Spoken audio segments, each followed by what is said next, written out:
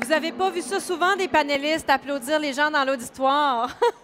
Vous venez de le vivre en direct du plateau de la GIC en parle. Je ne sais pas si vous avez les mains libres, là, sinon par applaudissement ou du mieux possible. Est-ce que vous aimez les pauses publicitaires de la GIC en parle? Oui.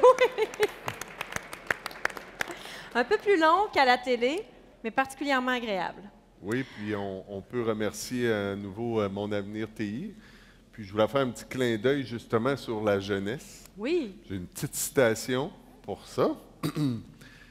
Alors, elle se dit comme suit. « La science, c'est ce que le père enseigne à son fils. La technologie, c'est ce que le fils enseigne à son papa. » On vit ça, on vit ça. Merci beaucoup, Carl. Nous allons poursuivre les présentations en compagnie de Johan Gaumont. Bonjour, M. Gaumont. Bonjour.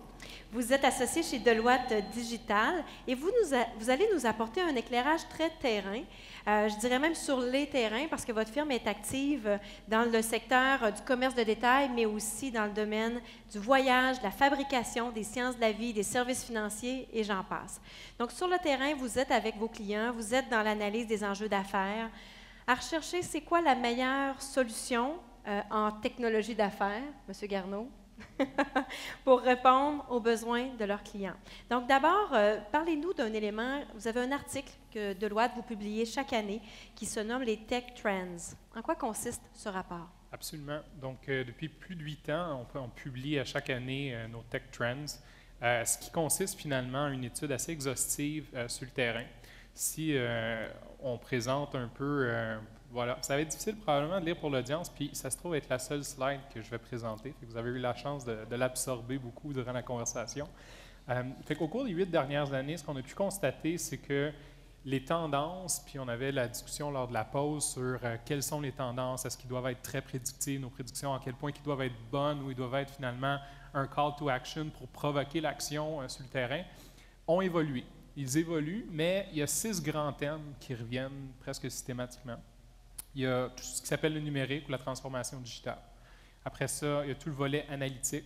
Qu'est-ce qu'on fait avec nos données? Le volet cybersécurité, qui est toujours présent. Après ça, il y a toutes les activités de TI en tant que telles. Le rôle du CIO, qu'est-ce qu'il doit faire pour être toujours pertinent, évoluer son organisation.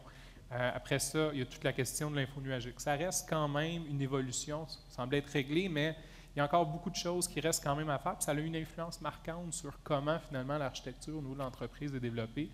Puis, après ça, il y a tout le fondement ou ce qu'on va appeler les core systems. Hein. Ces systèmes qui ont été développés au tout début, quand Richard était chez IBM, là, avec des mainframes, puis qui, à ce jour, font encore partie de l'écosystème, puis pour lequel on doit figurer des solutions. Donc, autour de ces 6 catégories-là, on réussit à créer ce rapport-là, qui est disponible d'ailleurs sur Internet. Donc, si vous voulez une lecture de fin de semaine, c'est environ 150 pages. On le publie toutes les années. Vous n'avez qu'à chercher Deloitte Tech Trends, puis vous allez le trouver. On sonde finalement 4 sources pour réussir à arriver à nos Tech Trends. Nos clients, évidemment, avec lesquels on travaille sur une base quotidienne. Des chercheurs universitaires. C'est évidemment important de savoir tout ce qui se passe au niveau de la recherche. Nos clients ou les firmes d'investissement qui investissent en capital de risque, parce que ça va être souvent des leading indicators sur qu'est-ce qui se passe, parce que le monde met leur argent là-dedans, donc ils doivent y voir un bénéfice intéressant. Puis finalement, il y a évidemment tout le réseau de Deloitte. On a la chance d'être dans plus de 140 pays. Donc, on a la chance de travailler avec beaucoup de clients là, sur une base régulière. Donc, d'être alimenté par le réseau nous aide à combiner, là, puis finalement arriver à ces tech trends. Très bien. Vous êtes leader du numérique, je le mentionnais d'entrée de jeu. Pouvez-vous nous expliquer davantage ce que ça représente, le numérique, et comme tendance d'abord, puis nous donner un exemple récent? Oui, absolument, ça va me faire plaisir. En fait, j'ai eu le privilège, la marque Deloitte Digital, qui est finalement une partie entière là, de Deloitte, existe depuis environ 5 ans. Au Québec, on a décidé de le lancer officiellement il y a 3 ans, puis on m'a demandé d'en prendre la responsabilité.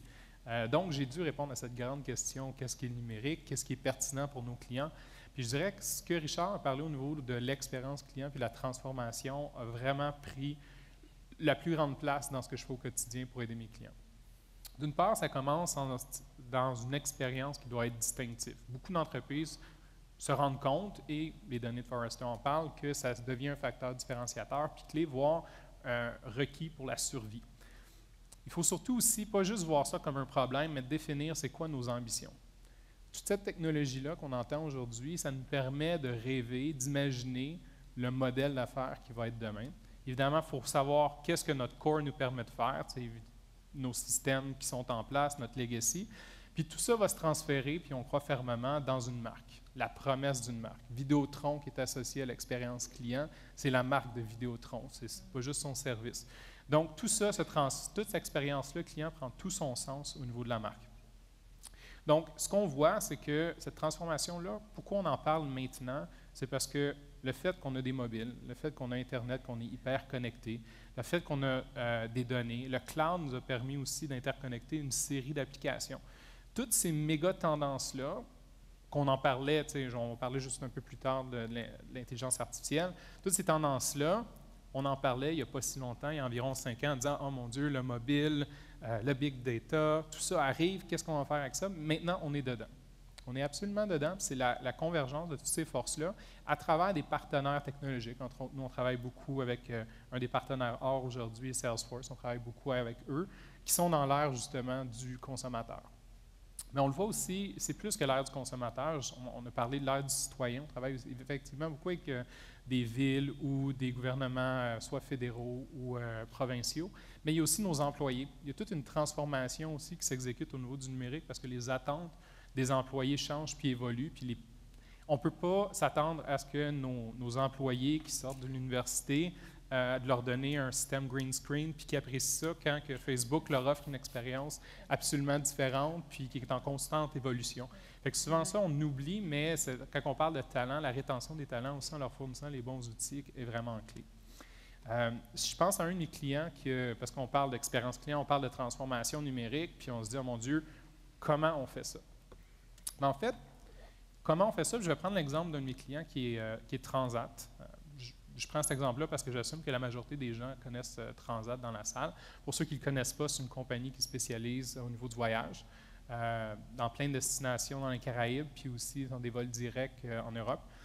Transat, même si on pense que c'est une compagnie qui devrait être essentiellement qui est focusée sur les clients, donc qui sont B2C, se retrouve à être en plein milieu de leur transformation pour être une compagnie B2C. Parce que pour Transat, le client, c'est l'agent de voyage. Oui. L'agent de voyage se retrouve à distribuer leurs produits, se retrouve à être en compétition avec d'autres produits. C'est sûr qu'ils ont des firmes, ils ont des bannières qui sont corporatives, qui vendent que du transat, mais se rendent compte que dans un marché qui est à très faible marge, les profits qui sont faits quand vous achetez un package dans le Sud sont absolument hallucinants. C'est des dollars, puis ça ne dépasse pas 2 chiffres habituellement. Donc, quand ils vendent une présélection de sièges, ça a un impact massif pour eux en termes de profit puis sur leurs opérations.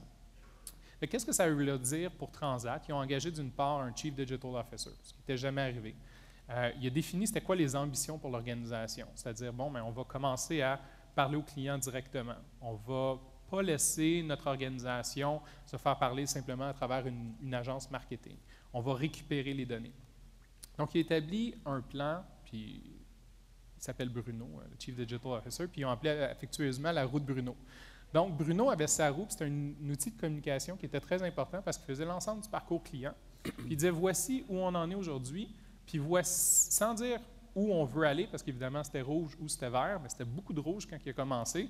Mais il dit, on va réussir à améliorer le parcours client. Comment?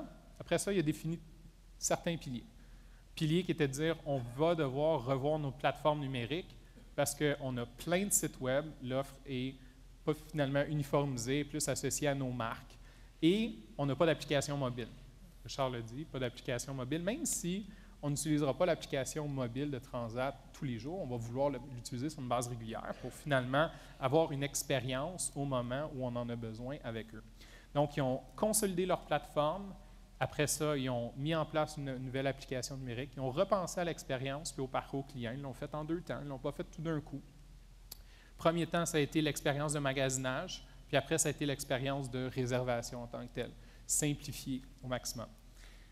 Une autre chose qu'on a faite avec eux aussi contre-intuitif que ça puisse paraître, Transat n'avait aucune idée que Anne-Marie était un client. Elle savait qu'il y avait un numéro de réservation qui était potentiellement associé à Anne-Marie, mais Maintenant, à travers, ils ont plus de 8 systèmes qui gèrent toutes leurs transactions. On les a aidés à consolider l'information et les aider à pivoter, je dirais, d'être une organisation qui était finalement transaction-centric pour devenir client-centric. Puis ça, fondamentalement, ça se fait au niveau des systèmes. Ces systèmes-là, le core, le legacy, bien, on ne peut pas nécessairement les changer sans investir des millions et des millions de dollars. Fait que c'est un peu le défi aussi au niveau de la transformation, c'est de trouver un moyen économiquement viable pour le faire.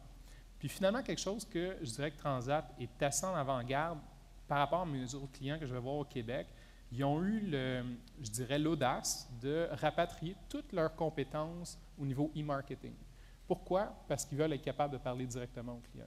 Ils ont fait un choix conscient de dire je ne veux plus impartir ma relation client à une agence de marketing. Ils se sont dit je vais connaître Anne-Marie, je vais savoir c'est quoi ses préférences, je vais être capable de lui parler où elle préfère que je lui parle, que ce soit à travers une page Facebook, que ce soit à travers un AdWords quand elle cherche, ou à travers mon application mobile ou mon site web, ou par email à travers les listes de publications en lui fournissant du matériel qui est pertinent. Puis ça a été fondamental d'intégrer tous ces éléments-là, qui sont un peu la base, je dirais, des fondements pour commencer à construire une expérience client. Parce que rien ne semble aller sur la lune de ce que je vous ai décrit, mais c'est très difficile pour beaucoup de nos organisations de savoir qui est le client, comment je lui parle, quelles sont ses préférences, puis ultimement d'être capable de le faire à travers tous les canaux. Et ça prend combien de temps pour faire cette démarche-là, la roue de Bruno? La roue à Bruno. Oui. La roue à Bruno. Ça, c'est une question super importante, Karina, que tu apportes, parce que comment finalement présenter cette transformation-là, c'est souvent ce qu'on va appeler un journey là, dans le langage. Tu commences, mais tu ne sais pas trop quand tu vas finir, puis c'est souvent, pour présenter au niveau de la haute direction puis du board, c'est une mauvaise idée, je dirais, de dire ben, je vais avoir fini par telle date, parce que la réalité, c'est que tu finis vraiment jamais. Par contre, chacune des initiatives, puis ça, c'est ce que je suggère aussi avec tous mes clients, ont été découpées dans un horizon de maximum 12 mois. Pourquoi? Ben, c'est parce que quand ça dépasse 12 mois de façon pratico-pratique, on tombe dans une autre année financière, les budgets ne sont plus là. Mais aussi, quand tu es plus sur un horizon de 8 à 12 mois, ben, tu donnes de la marge pour créer du succès puis te préparer pour la prochaine année. Ça donne des objectifs. Exactement. Oui. Parce que chacune des initiatives était mesurée, avait son propre business case. Puis Bruno était capable de retourner au board, puis il le décrit aussi de cette façon-là. Puis ça va faire ouh, ah, à chaque fois qu'il présente sa roue, parce que ça passe du rouge au vert, mais c'est très culturel aussi. Hein, ils vendent du rêve. C'est vrai, c'est vrai. Puis je dirais, je vais juste peut-être conclure cet exemple-là, mais je pense que cette transformation-là, ça reste qu'il faut être pratico-pratique. Il faut mettre le client au centre de tout ça. Puis il y a plein de choses qui peuvent se faire. On parlait de l'émotion. Puis je suis très fier, on a lancé une chaire de recherche avec les HEC parce qu'on croit beaucoup à l'alignement avec la recherche universitaire pour venir mesurer au niveau neuroscientifique comment on mesure l'expérience client. Comment on mesure l'expérience, point. Pas tant que ce soit client, mais au niveau du numérique, il prend tellement de place. Puis une des tendances lourdes qui est au niveau du numérique, sur la seule slide que j'ai, si vous voulez l'apparaître à l'écran, où ça nous amène tous, où ça converge aujourd'hui, c'est sur ce qu'on va appeler la réalité mixte. C'est-à-dire qu'il va falloir commencer à réfléchir sur, non pas juste, on entend parler de réalité virtuelle. Pour ceux qui l'ont essayé jusqu'à maintenant, c'est juste une machine presque à te donner mal au cœur, mais la réalité, c'est que ça va continuer à évoluer puis ça n'arrêtera pas. La réalité augmentée, Google a fait un essai raté avec son Google Glass, mais ça reste déjà maintenant quelque chose qui va continuer parce qu'on a toujours un téléphone dans les mains. Quand je voyage, j'utilise Google Translate pour me traduire. Fait que ça va continuer. Puis ça, c'est de l'intelligence aussi artificielle. Puis il y a les objets connectés. Fait que un peu cette convergence-là va créer ce qu'on va appeler une réalité mixte. Est-ce qu'on est là tout de suite? Non. Est-ce qu'on doit avoir les fondements comme Transat le fait à travers commencer cette transformation? Absolument. Parce que si on est pas capable de le faire, on ne sera pas capable de prendre part à ce qui s'en vient parce que ça va continuer. Ouais. Puis, où j'allais au niveau de la recherche puis au niveau neuroscientifique, c'est que maintenant, on est capable de mesurer ce qu'est l'émotion à travers, entre autres, un sourire. À travers, donc, il y a des façons de reconnaître puis de cartographier l'émotion. La charge cognitive, c'est-à-dire comment que la dilatation de la pupille se dilate, par exemple, lors d'une tâche, donc la charge cognitive est plus dure, ou à travers des scanners sur le cerveau pour voir les ondes qui sont activées. Puis, finalement, l'attention aussi. À quel moment ces deux phénomènes-là se passent? Puis, on est capable de mesurer plein de choses intéressantes qui avant étaient très difficiles de mesurer dans un contexte authentique. Parce que finalement, on se retrouvait tout le temps à interrompre l'expérience ou dire « Ah, comment tu as aimé ça? » Puis, quand on va se retrouver de plus en plus, même dans un contexte d'affaires, dans une notion de réalité mixte, ça va devenir de plus en plus important. Le design des interfaces reste encore une science qui, même aujourd'hui, reste très qualitative. C'est important qu'elle soit qualitative parce qu'on veut faire beaucoup de choses au niveau qualitatif, mais je crois beaucoup qu'avec ce genre de technique-là, on va être capable de collecter des données puis d'amener vraiment les choses à un autre niveau aussi. Les choses changent beaucoup. Merci pour ces exemples-là. Derrière chacune des technologies, on le sait, se cachent des données, de l'information. Et l'analytique prend une place de plus en plus importante dans l'industrie. Ça résulte de différentes tendances importantes, mais en même temps mitigées, comme l'intelligence artificielle. Qu'est-ce que c'est votre position sur ces tendances? Bien, je dirais pas tant nécessairement mitigé. Si on regarde les données, il y a sur notre ensemble, sur la slide au niveau des tendances, d'il y a quelques années à maintenant, ce qu'on se retrouve à voir, c'est qu'à un certain moment, en 2010, on se disait la tendance, c'est la visualisation. Parce qu'on commençait à dire, ça ne fait pas si longtemps que ça, on met des données ensemble, puis on peut commencer à les visualiser puis aller chercher de l'insight. Maintenant, ce que les données nous permettent de faire, c'est l'intelligence artificielle. Parce qu'au même titre que ce que je vous ai parlé au niveau des technologies qui étaient cloud, mobile, social, là, on se retrouve un peu à faire un petit peu la même convergence au niveau de l'intelligence artificielle, puis c'est là que ça prend tout son sens. On est capable maintenant de faire des techniques beaucoup plus avancées de reconnaissance vocale, donc de Natural Speech Language Recognition, à travers des patterns des réseaux de neurones. Même chose pour les images, on est capable de distinguer qu'est-ce qui est un chat, qu'est-ce qui est un chien, par exemple. On est capable de faire de la traduction simultanée dans 27 langues, ce qu'un humain n'est pas capable de faire ça. Tout ça se fait à travers du deep learning, qui se rapproche de plus en plus de ce qui est des capacités d'un humain. Par contre, ça reste une combinaison très simple. L'intelligence artificielle, ce n'est pas de la magie, c'est des mathématiques. Ça vise qu'une chose, ça vise qu'à faire une prédiction. Appliquer la prédiction au contexte, c'est ce qui va faire en sorte que la prédiction va permettre de se distinguer au niveau affaires ou pas. Donc, quand on disait, par exemple, quand Richard expliquait que bien des organisations se retrouvent à être mal positionnées, ne pas savoir quoi faire avec l'intelligence artificielle, il faut démystifier le buzzword. C'est vrai qu'on est loin d'avoir un humanoïde à côté de nous autres qui va faire notre travail ou qui va finalement nous servir de compagnon le soir. On va plus se retrouver à avoir des petites intelligences artificielles. Puis il faut le voir un peu de façon très pratico-pratique. Qu'est-ce qu'on essaye de faire? Dans le fond, l'intelligence artificielle, ça vise à faire une prédiction basée sur des données, basée sur des modèles mathématiques qui vont s'améliorer. Comment on fait ça? Bien, on fait ça de la même façon qu'on va faire un projet de stratégie. On parlait de stratégie, alignement, affaires, PTI. On va venir appliquer la même recette. On ne réinvente pas la roue, ça fait 25 ans que c'est prouvé, puis on n'essaiera pas de la réinventer dans ce cas-là. On regarde finalement c'est quoi la stratégie d'affaires, on regarde où on peut avoir le plus d'impact, puis on fait des choix sur les types de prédictions qui doivent être faites. Une fois que ces choix-là sont faits, on amène les bonnes personnes autour de la table. Là, on a, par rapport à des projets d'informatique, on retrouve à avoir du monde qui sont un peu différents parce qu'on va commencer à introduire des data scientists dans l'équation. On va venir inclure des designers aussi parce que l'insight doit être utilisé par des humains, donc doit être intuitif dans son utilisation. Mais après ça, on reste qu'on a des programmeurs informatiques, on a des chargés de projet, on a des stakeholders avec lesquels on doit rendre compte parce qu'on consomme un budget, on va venir y impliquer de l'agilité. Je m'excuse, Anne-Marie, est-ce que dans nos universités, on a tous ces diplômés-là avec tous les profils dont on parle?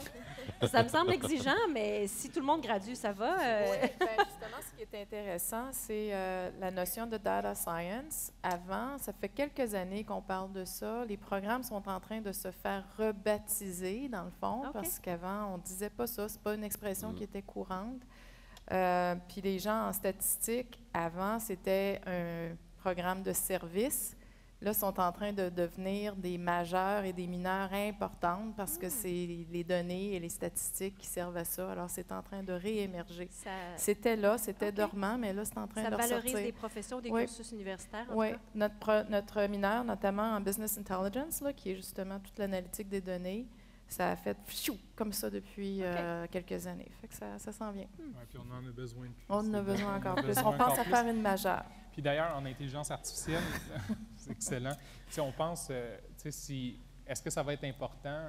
On prévoit que d'ici 2019, on va avoir une économie de plus de 31 milliards qui va être associée à l'intelligence artificielle. Fait qu'on parle de beaucoup d'argent. Je pense qu'au Québec aussi, on se retrouve à être une place de choix. On a énormément de chercheurs. Yoshua Banjo est comme une de nos sommités, puis tout le monde parle de lui. avec Element AI. Je pense qu'on est choyé, puis je pense qu'il faut faire partie de cet écosystème-là. Fait que tous ceux qui ont de l'influence dans la salle, essayez, s'il y a une chose que vous devez retenir de ce que j'ai dit ce soir, c'est qu'il n'y a pas trop de magie là-dedans. Ce n'est que des mathématiques, puis il faut se retrouver à déterminer finalement qu'est-ce qu'on veut faire avec nos données pour être un peu plus prédictif. Puis un des exemples, je parlais de la chaire de recherche au niveau de design neuroscientifique. Un des aspects les super importants pour nous autres au sein des piliers de la chaire de recherche, c'est qu'on va générer énormément de données au cours des 5 prochaines années. Puis pourquoi on veut générer beaucoup de données, c'est qu'on veut développer justement des algorithmes de wide learning prédictifs qu'on va être capable de remettre à un designer d'interface ou autre pour être capable en temps réel finalement de dire est-ce que ce design-là est bon ou pas, puis de prévoir la réaction que l'utilisateur va faire. Et ça, c'est un exemple très pratico-pratique de quand on a beaucoup de données, on est capable finalement d'arriver à des conclusions qui sont plus intéressantes. En termes d'intelligence d'affaires, j'assistais à une présentation dernièrement, on disait que ça fait plus de 50 ans que les concepts existent, ce n'est pas plus que ça.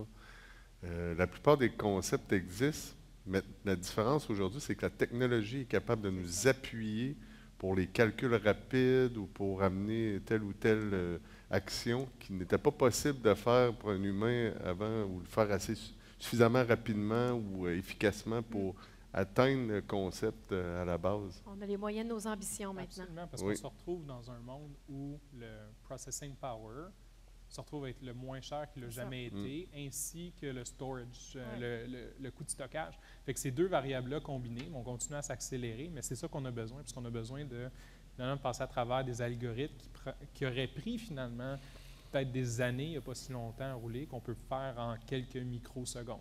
Puis il y a des outils qui sont disponibles. Je parlais de Salesforce, je reviens de leur conférence annuelle à San Francisco la semaine dernière. Puis, ils ont investi énormément de ce qu'ils ont appelé Einstein.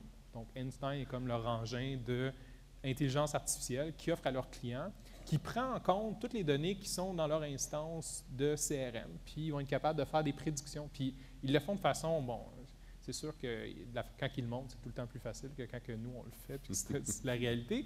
Par contre, ceci étant, en quelques coups de bouton, on se retrouve à avoir des prédictions. Wow. Donc, il y a un spectrum aussi de l'intelligence artificielle. Fait que capitaliser sur ce que vos fournisseurs actuels font déjà ou investissent déjà. Après ça, des solutions comme Google Cloud, par exemple, offrent de manière gratuite des API et payantes. Des API pour faire du deep learning, par exemple, au niveau des images que vous pouvez vous-même capitaliser puis pas essayer de réinventer la roue, mais simplement utiliser les API pour le faire. Il y a beaucoup de choses de disponibles. C'est intéressant d'entendre ça parce que jusqu'à maintenant, quand je vous écoute, je me dis les grandes entreprises ont des moyens financiers, vont se donner les moyens financiers d'investir puis de suivre les tendances. Mais quand on est une PME, parfois, on n'a pas toujours tous ces argents-là. Donc, c'est des choix, en fait, d'affaires, vous allez me dire. Mais ça demeure, quand il y a des options plus abordables pour nous permettre d'entrer, puis après ça, continuer les investissements, j'imagine que ça peut être intéressant. Oui, absolument. Puis, tu sais, quand on pense au cloud, puis aux API ouverts d'un Google, puis d'un Amazon Web Service, puis toutes ces applications-là nous permettent, avec à peu près aucun frais fixe ou frais d'entrer dans le domaine. Il suffit d'avoir l'équipe, de mettre les priorités, puis de donner la chance à ce monde-là de focusser aux bonnes places pour avoir de l'impact. Très bien. Je vous amène sur une prochaine thématique. Il y a plusieurs pratiques de cybersécurité qui existent pour contrer les attaques, contrer les fraudes numériques. On voit ça dans l'actualité. Actuellement, on en parle beaucoup. Parmi celles-ci, le blockchain, de plus en plus populaire, ça offre une couche de sécurité, une couche de confiance. Comment est-ce que les écosystèmes organisationnels peuvent bénéficier du blockchain? Le blockchain, finalement, l'exemple pour ceux dans la salle qui disent, mon Dieu, c'est quoi un blockchain? Je pense que l'exemple le plus courant va être Bitcoin au niveau de la monnaie électronique.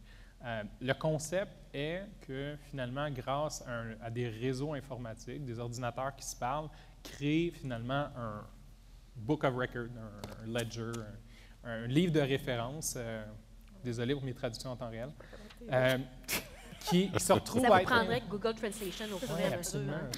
J'ai pas assez d'intelligence pour le faire assez vite. Il le ferait pas mal plus vite.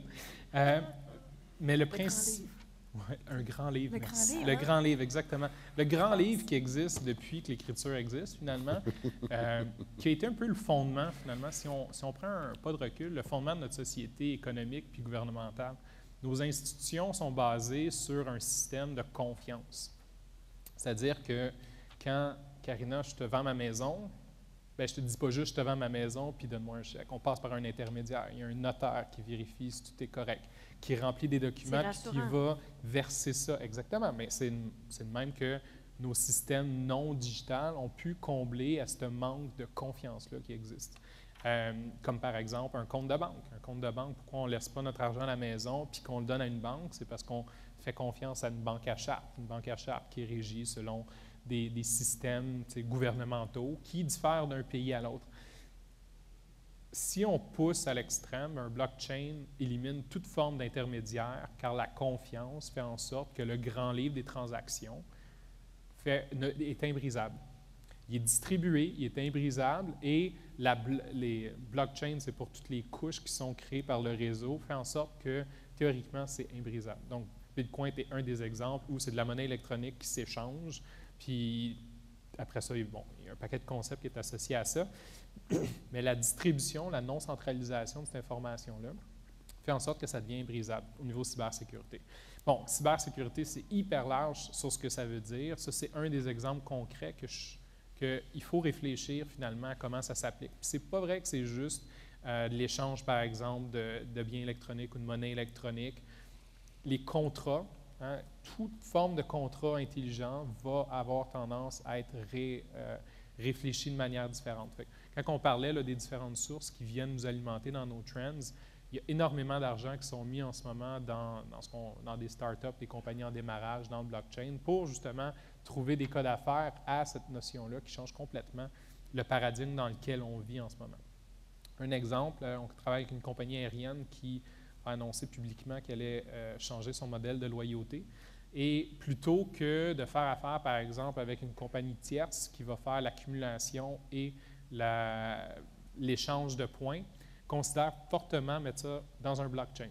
C'est-à-dire que cette compagnie-là n'aurait pas à interagir finalement avec un tiers sur les échanges de points. Les échanges de points se feraient in the cloud, de manière complètement sécuritaire, imbrisable, tout le temps impossible. Tant qu'Internet n'est pas down, on n'a pas de problème. Donc, on voit là, même pour des systèmes de points de loyauté, donc on peut imaginer la transformation. Richard parlait à quel point ça va s'accélérer depuis 2030. Il y a des concepts comme ça qui vont fondamentalement probablement changer la donne. Est-ce qu'actuellement, on peut dire qu'il y a beaucoup d'entreprises au Québec qui font appel au blockchain, où on en parle, puis ça s'en vient, là, on est dans la planification de ça? Ou? Bien, je dirais qu'on en parle beaucoup. Oui. On en parle beaucoup.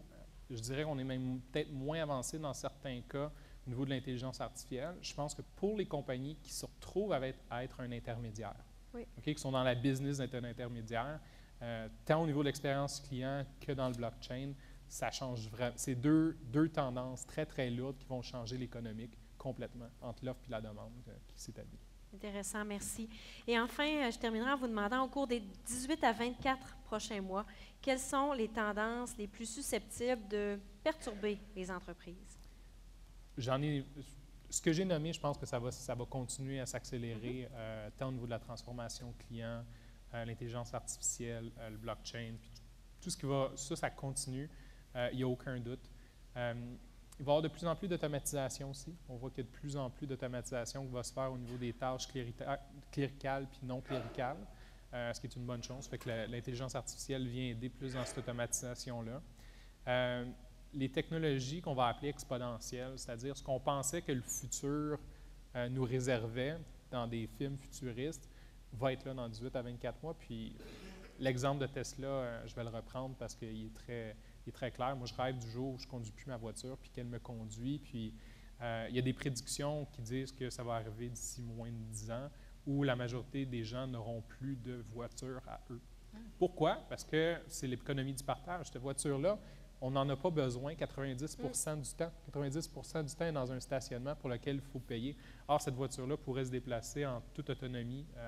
Donc, on pense aux voitures, mais après ça, on peut penser à plein d'autres choses. J'ai un de mes clients qui forme des pilotes d'avions. Ben, on sait déjà que les avions peuvent se voyager tout seuls.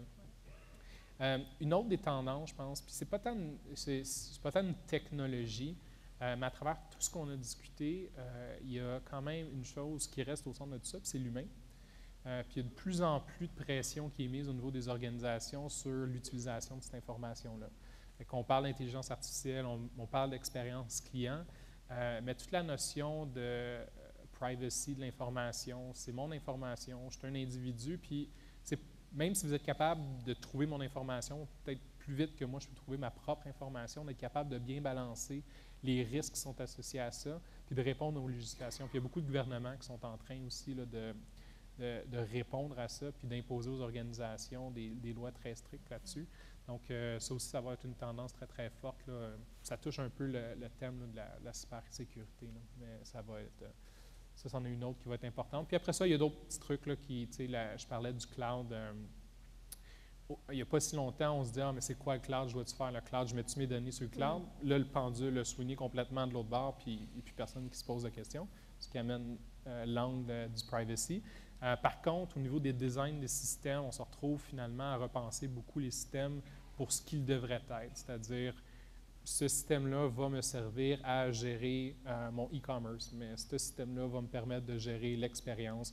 Puis ce système-là, puis tous ces systèmes-là vont être partout dans le monde où ils vont être, dépendamment des organisations, juste au Canada, mais dans des centres de données différents. Ce ne seront probablement pas la propriété de l'organisation, mais ça va être toute l'interopérabilité. Ça, c'est une tendance qui pousse beaucoup là, à être le API first.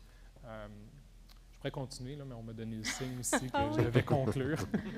Mais merci, Yoann Gaumont. Visiblement, vous êtes connaisseur, vous êtes sur le terrain, mais vous êtes passionné. Merci d'avoir accepté de partager un peu avec nous aujourd'hui.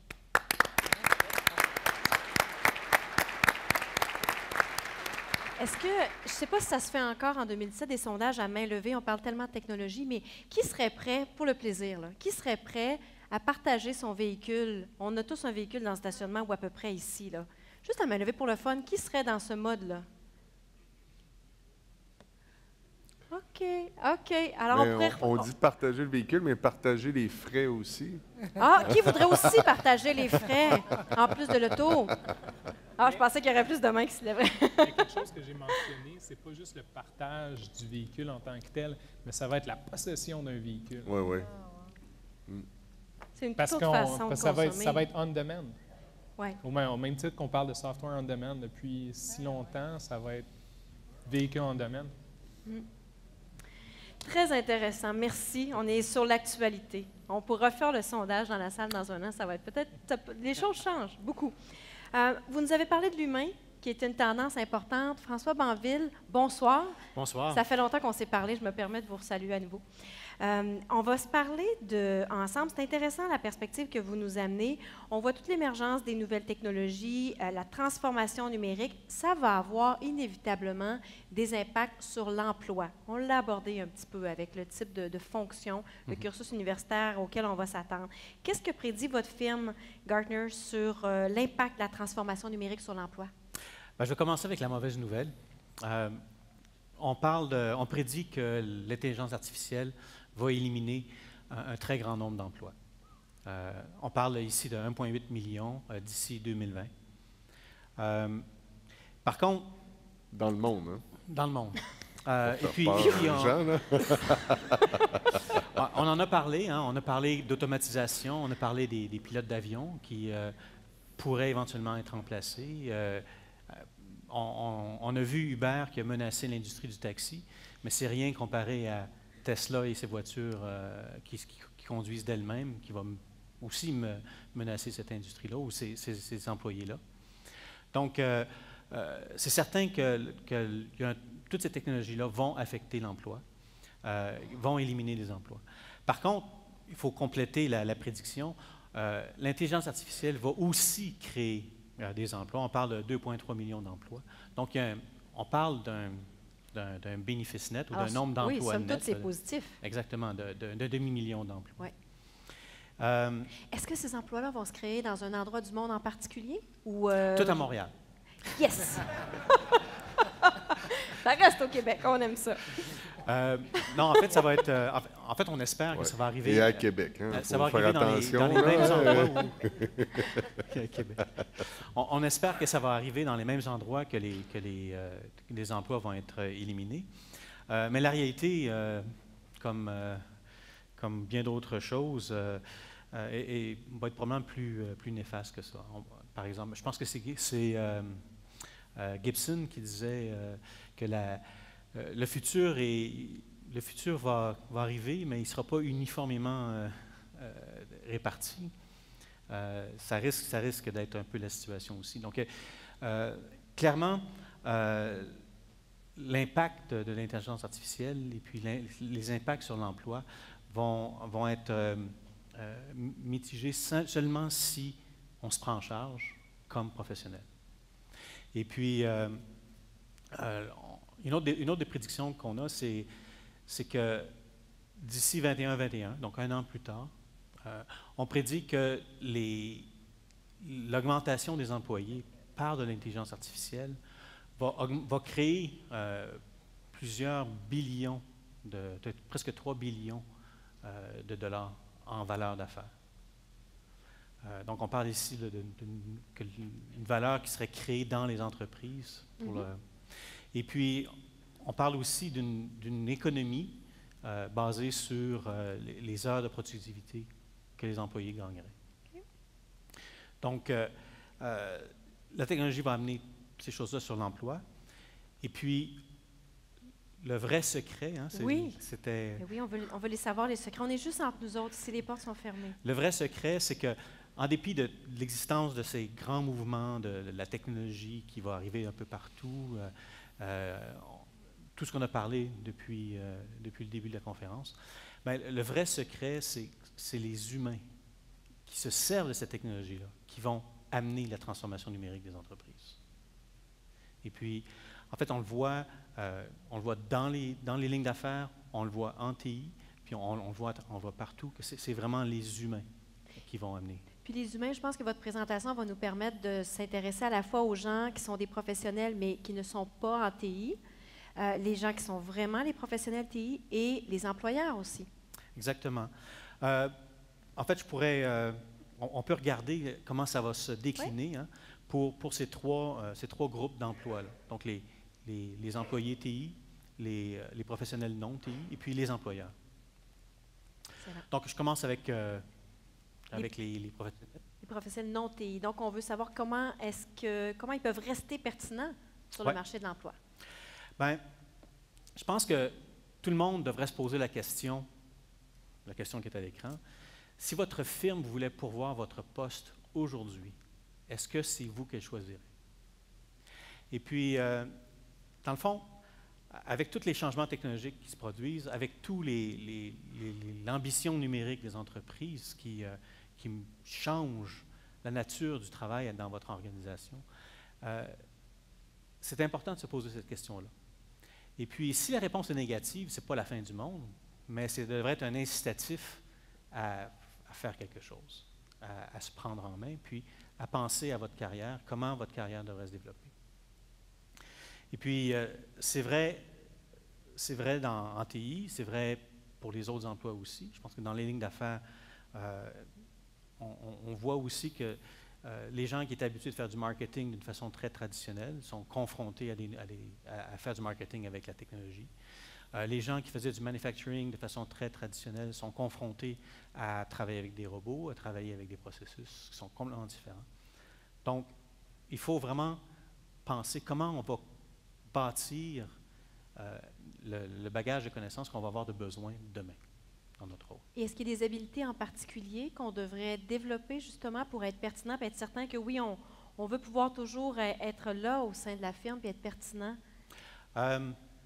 En fait, si on analyse les offres d'emploi sur le marché, on peut constater que dans les 3 dernières années, on a vu une augmentation de 60% d'exigences pour des connaissances de technologie pour des postes non technologiques.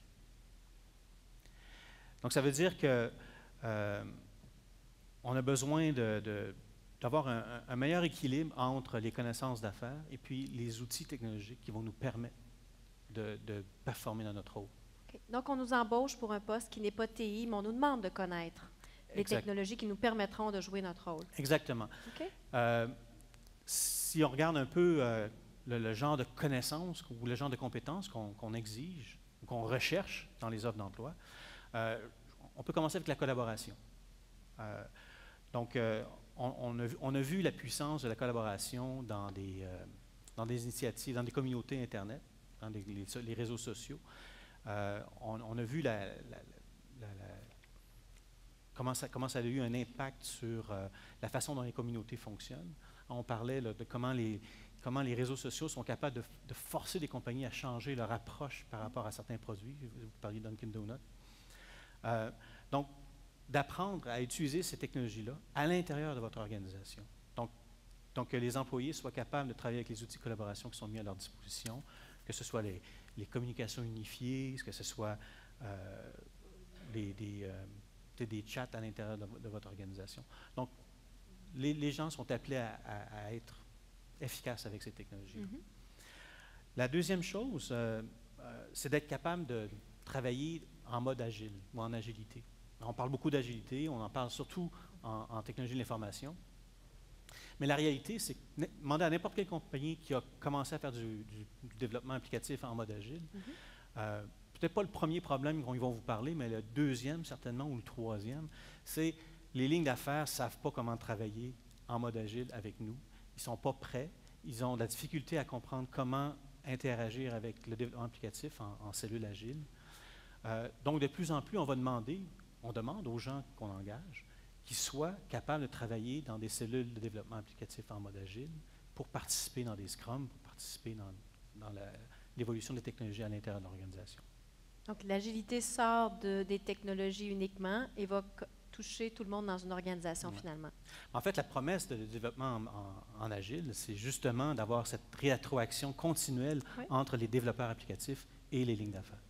Donc, c'est pour ça qu'on voit que cette demande-là devient de plus en plus importante.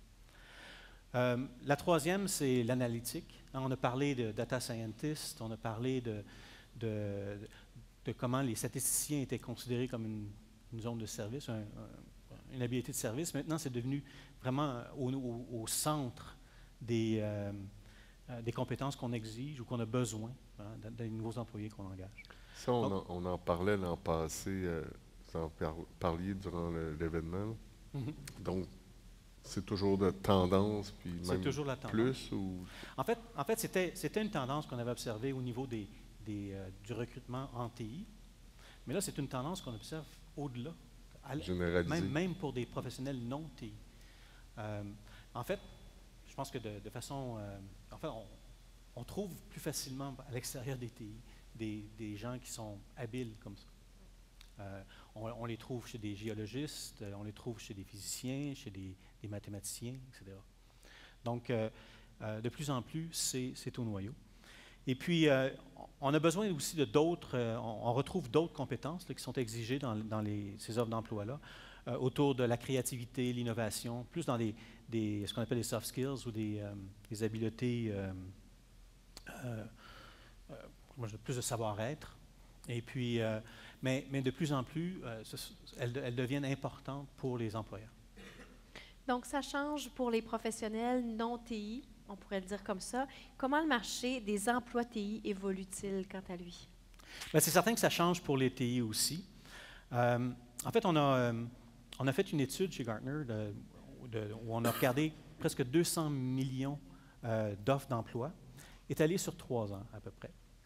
Donc, en 2015, c'était ce que le marché de l'emploi, le marché de la demande en emploi, les offres d'emploi qui étaient sur le marché, ça ressemble un peu à ce qu'on voit. La grosseur de la bulle, c'est la demande. La couleur, plus la couleur est brillante, mais plus c'est difficile de recruter dans ce domaine-là. Okay. Donc, en 2015, on voyait que la demande était très forte pour du CRM, des applications d'affaires. Elle était importante aussi pour l'info nuagique. On cherchait des gens qui connaissaient bien l'info nuagique. Et pour la gestion de projet.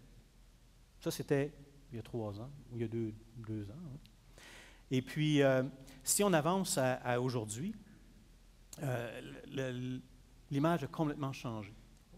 Et puis, là où on avait de la demande pour les technologies, aujourd'hui, c'est pour la sécurité. C'est vraiment la sécurité qui devient la compétence la plus en demande, le genre de poste le plus en demande. On ne sait pas parler, hein? On ne sait pas parler. Bon. Mais on se base sur les mêmes données, de toute évidence. Et puis, en fait, En fait, la situation est même pire que ce que ça peut avoir l'air. C'est que la demande est tellement élevée, ou l'offre, la demande pour des experts en sécurité est tellement élevée, qu'on pense chez Gartner qu'on ne sera même pas capable, avec les professionnels qu'on forme, de rencontrer cette demande-là. On ne sera pas capable. On ne sera pas Mais en capable. même temps, on a la préoccupation de garder nos environnements sécuritaires. On fait ça comment, alors? C'est une des plus grandes préoccupations, comme on a vu. Alors, ce qu'on espère, c'est que l'émergence de la demande pour des gens experts en intelligence artificielle, en sécurité numérique et puis en Internet des choses va amener les entreprises, ou en fait, va amener les gens qui préparent des solutions pour la sécurité à aller au-delà de la valeur intrinsèque de ces technologies-là pour les appliquer à combattre justement les enjeux de sécurité. Donc, on va avoir de l'intelligence artificielle qui va être mise en place dans nos environnements pour compenser pour notre manque d'experts, donc augmenter nos experts en sécurité avec de l'intelligence artificielle. Oui. En fait, c'est tellement important la sécurité là, que c'est même plus seulement. En fait, c'est pratiquement plus une affaire de TI, c'est une affaire de tout employé. Parce que on peut imaginer ça comme une forteresse. On peut avoir des spécialistes pour faire des murs super épais et super hauts, mais il y aura toujours une porte parce qu'il faut communiquer. Puis la porte, ça peut être l'employé, le commis qui l'ouvre, là, puis qui n'a aucune connaissance en TI. C'est une affaire de tous. En fait, j'irais même plus loin. Je pense que c'est une question de souveraineté. Parce que la cybersécurité, c'est aussi à nos frontières. On voit comment les enjeux de sécurité peuvent affecter des élections. Donc, je pense que c'est plus que juste une question d'entreprise puis une question de technologie. Oui. Un enjeu social. Est-ce que vous avez un conseil à donner aux professionnels en TI? Oui. Oui, en fait, on fait des sondages, comme mes collègues. On fait des sondages. Cette année, on a sondé 3000 CIO à travers le monde. Et puis, on a demandé aux compagnies qui étaient les plus performantes en transformation numérique quels étaient les nouveaux rôles qui émergent dans leur organisation. Et puis ici, on voit un peu la fréquence avec laquelle ces entreprises performantes en transformation numérique ont des gens comme des concepteurs en expérience utilisateur. Hein? On ne sait pas parler, effectivement, mais clairement, la demande est là. Et puis, en fait, regardez tous ces titres-là et puis inspirez-vous-en pour décider dans quoi vous devriez développer votre carrière. Parce que c'est là qu'est la demande. Et puis, c'est de ces gens-là, de ces rôles-là que nos entreprises ont besoin pour affronter ou pour réaliser la transformation numérique. Comme exemple, peut-être les gestionnaires de produits API. En fait, moi, je pense que les entreprises se transforment en créant des nouveaux modèles d'affaires.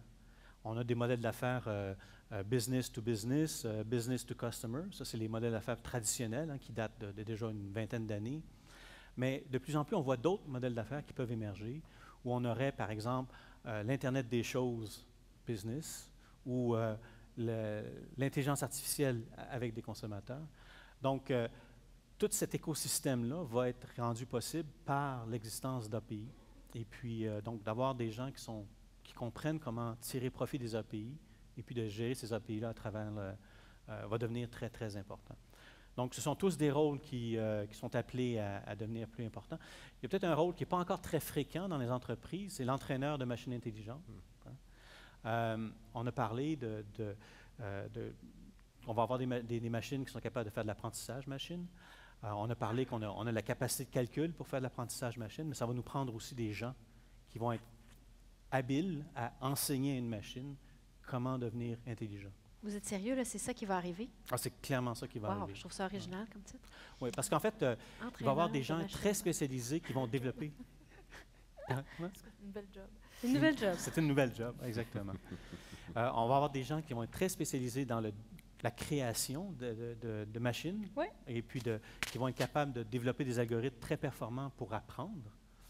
Mais Mais la vraie création d'emplois, ça va être plus de s'en servir pour leur Ben apprendre oui, quelque ben oui, chose et ça puis fait plein de sens. devenir utile. Wow, on crée de nouveaux emplois. Si les jeunes aujourd'hui ne savent pas tout à fait ce qu'ils vont faire dans leur vie, c'est un peu normal, hein, jusqu'à un certain En point, fait, parce que ce qui est là, c'est peu connu. C'est probable que ces rôles-là s'appellent comme ça le jour où on va engager des gens pour ça.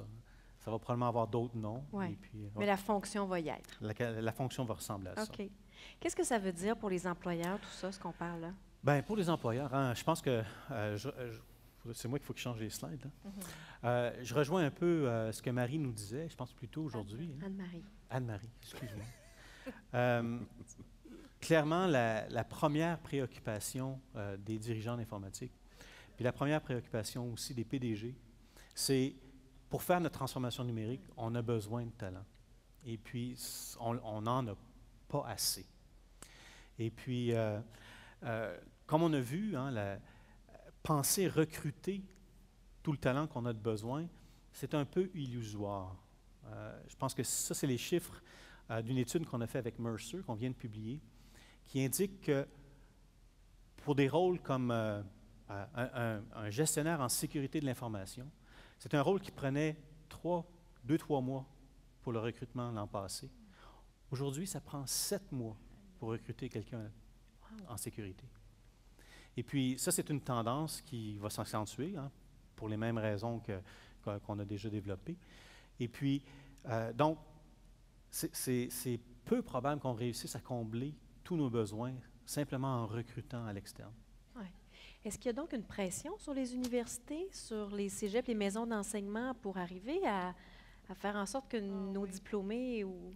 On revoit les curriculums de façon régulière. On l'a toujours fait, c'est pas nouveau. Mais là, d'être capable d'adresser l'industrie 4.0, là, c'est notre préoccupation numéro 1 pour justement être capable de préparer toutes les disciplines, peu importe ce qu'ils font, pour être capable de faire partie de cette révolution-là. Si on pense aux comptables, la façon qu'ils vont faire leur comptabilité dans des années rapprochées n'est pas la même que ce qui a été fait quelques années. Là. Alors déjà là, il y a des changements à penser, leur enseigner en conséquence. Fait qu'on revoit nos curriculums. On le fait déjà, mais on continue encore plus. Ouais. Très bien. Donc, je vous demandais qu'est-ce que ça voulait dire pour les employeurs. En même temps, qu'est-ce qu'ils peuvent faire, les employeurs? Et ce serait ma dernière question. Bien, je pense que les employeurs, ce qu'ils doivent faire, hein, c'est miser sur la dextérité numérique de leurs employés. Et puis, donc, leurs employés sont là. Ils connaissent bien les affaires. Ils ont une expérience. Et puis, ils ont besoin qu'on développe chez eux d'autres compétences numériques. Et puis, c'est une avenue qui risque d'avoir plus de succès pour remplir le fossé là, qui existe entre le besoin et puis la capacité de recruter. Donc, de tirer profit des compétences de nos gens et puis de l'augmenter. De l'augmenter avec des outils, avec de l'intelligence artificielle, avec tout ce qu'on peut leur enseigner aussi. Donc, finalement, il y a beaucoup de gens qui ont de responsabilité dans l'évolution, dans ce qui s'en vient. Hein, on peut se sentir menacé dans certains postes. En même temps, il y a tellement d'opportunités et c'est à chacun de faire son petit bout de chemin pour qu'on y arrive à changer un peu cet écosystème-là avec l'impact. Exactement. On a fait une étude avec une banque qui justement, relève le défi là, de former ses employés pour créer chez eux plus de dextérité numérique.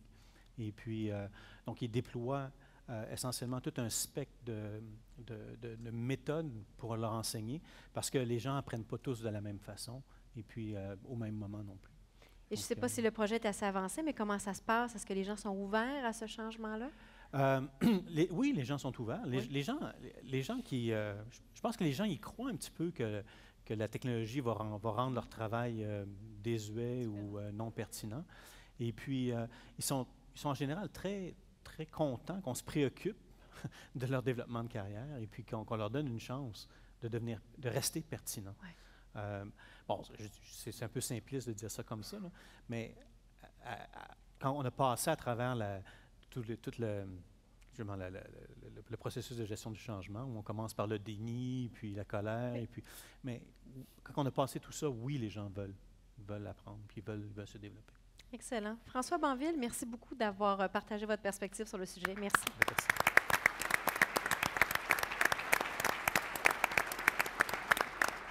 Ben voilà, l'émission n'est pas terminée. La GIC en parle n'est pas terminée, mais je veux vous dire merci parce que vous avez été tous les quatre d'excellents contributeurs. Un fou du roi. Carl, est-ce que je peux lui demander, te demander quelles sont tes réactions sur ce qu'on vient d'entendre? On avait beaucoup d'expertise autour de la table et on a vu des 2020, 2019, 2021. Ça, c'est demain, ça, c'est tout près. On voit que la technologie, ça évolue très rapidement, puis ça prend les esprits vifs. Justement, parlant d'esprits vifs, la question qui tue.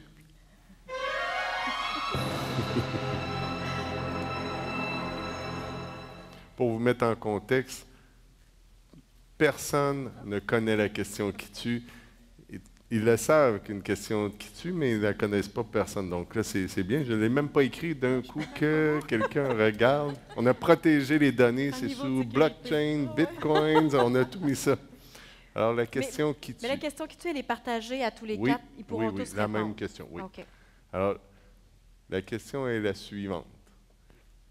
Pour ou contre l'enseignement de la programmation au primaire? Pour. En fait, ça correspond vraiment à une compétence clé que tous les employés, tous les professionnels devraient maîtriser. Pas nécessairement de la programmation très spécialisée dans un langage, mais de comprendre la structure des programmations, d'être capable d'appliquer la programmation à la création de modèles pour analyser des données, puis ça m'apparaît une habileté vraiment importante. Tout aussi important que de savoir travailler avec une feuille de chiffrier électronique Excel peut l'être pour beaucoup de professionnels. Monsieur Garneau? La même chose, c'est un langage de plus. Il faut l'apprendre jeune, c'est des éponges. Sans aucun doute. En fait, j'ai acheté à mes enfants, puis c'est une façon pratico-pratique de le faire. J'ai 2 jeunes enfants, 6 et 10 ans. Sphero, qui est une petite boule, c'est un robot. Comment ça s'appelle? Sphero. Sphero. C'est une petite boule qui se promène. Bon, tu as une application mobile, tu peux la faire bouger, mais tu peux même commencer progressivement à programmer de manière automatique ce que la petite boule va faire, le petit robot va faire. Donc, tout ça il y a plein de petits mécanismes comme ça pour enseigner aux jeunes. Puis, tu touches un excellent point, Carl. Ça devrait faire partie du cursus, autant que la flûte, je pense.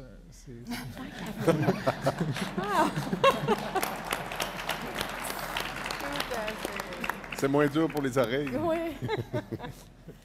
Moi, je dirais pour aussi. Puis en plus, ça leur permettrait de comprendre l'importance des mathématiques, puis de démystifier ces langages-là pour rendre ça ludique pour eux autres, puis faire un lien entre mathématiques, sciences, programmation. Fait que ça ouvrirait la porte à tout le monde, puis ça rendrait ça plus accessible. Analytique. Voilà. Analytique. Et toi, Karina? Ah, ben là, ce serait difficile de dire le contraire, mais c'est vrai qu'on pourrait penser, quand c'est tellement facile comme utilisateur d'avoir accès à des technologies, comme si ça tombait du ciel. Et pourtant, il y a quelque chose de très complexe, et on ne sait pas que ça part des mathématiques notamment et de statistiques dont on a parlé tantôt. Alors, pourquoi pas? Je suis pour. Voilà. Ça fait l'unanimité. Bonne question. Bonne question. Et peut-être comme ça, dans la salle, à main levée, ceux qui seraient pour l'enseignement de la programmation. Comment vous dites ça? Il y a 5 ans. Ah, Oui. ouais. Bon. Oui, mais encore, si on dit pour le retrait de la flûte au profit de la programmation. Oui, les journées sont déjà tellement chargées. Excellent. Quelques éléments en conclusion, Carl, aussi. Je pense que tu veux préparer Juste quelque avant chose. la conclusion, en fait, c'est ça, pour respecter la tradition du concept, j'aurais une petite carte avec une citation à remettre à nos participants. Ils sont chanceux, nos panélistes. Ils le méritent. C'est une carte chouchou? C'est une carte chouchou? Je ne sais pas le nom, ça s'appelle carte chouchou, je ne sais pas. La carte chouchou, ça veut dire que tu reviens chaque année. Là. Ah, ben oui, il n'y a pas de problème, ça, il n'y a pas de problème. Mais parlant de chouchou, on va demander à Mme Croteau de lire la citation. Alors, la difficulté n'est pas de comprendre les idées nouvelles, mais d'échapper aux idées anciennes. Alors, c'est une citation d'un économiste du Royaume-Uni. Merci. Voilà. Excellent.